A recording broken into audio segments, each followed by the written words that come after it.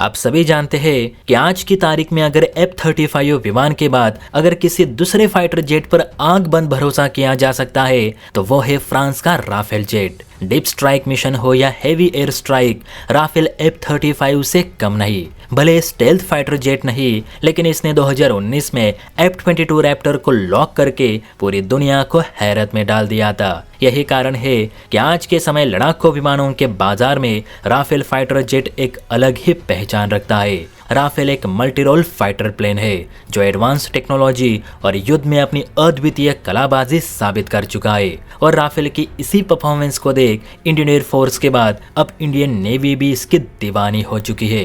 लेकिन फ्रांस का लालच जल्द इस फाइटर जेट के मार्केट को बर्बाद कर देगा, ऐसी भविष्यवाणी खुद फ्रांस के थिंक टैंकर्स ने की है। जी हाँ दोस्तों, फ्रांस का लालच राफेल जेट का भविष्य बर्बाद कर रहा है। और ये बात उतनी ही सच है जितने कि यूक्रेन के राष्ट्रपति एक नाटो सदस्यता के लिए पूरे यूक्रेनी लोगों की जान दांव पे लगा रहे। ये सच में दिमाग हिलाने वाली खबर है।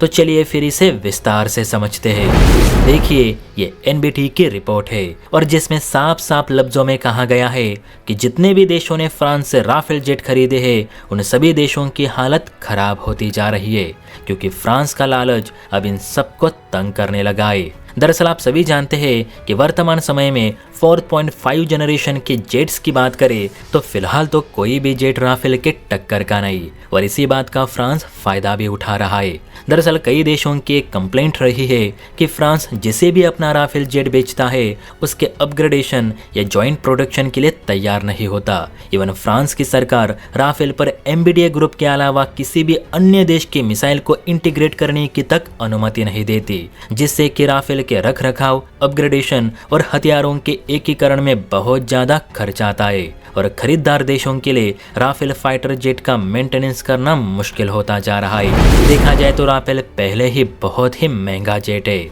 ऊपर से इसका वेपन पैकेज इसे और महंगा बना देता है। कोई देश अपनी मिसाइल इस पर तैनात नहीं कर सकता, ये इस जेट का वीक पॉइंट है। फिलहाल फ्रांस को छोड़ा जाए तो 7 देश राफेल को इस्तेमाल करते हैं, जिनमें Qatar, Indonesia, Greece, Egypt, UAE, Croatia और भारत जैसे देश शामिल है। और इन सब की एक ही मांग रही है कि फ्रांस कम से कम हमारी मिसाइल्स तो राफेल पर लगाने की परमिशन दे। कब तक हम यूरोप से महंगे मिसाइल खरीदते रहेंगे और युद्ध के वक्त हम दुश्मन पर एयर स्ट्राइक करें या फिर यूरोप से मिसाइल आने का इंतजार करते बैठे? ये अच्छी बात नहीं, ये बिल्कुल भी अच्छी बात नहीं। राफेल एक अच्छा फाइटर प्लेन है, लेकिन कभी कभी लगता है कि इसे मेंटेन करना F-35 से भी ज्यादा कॉस्टली है।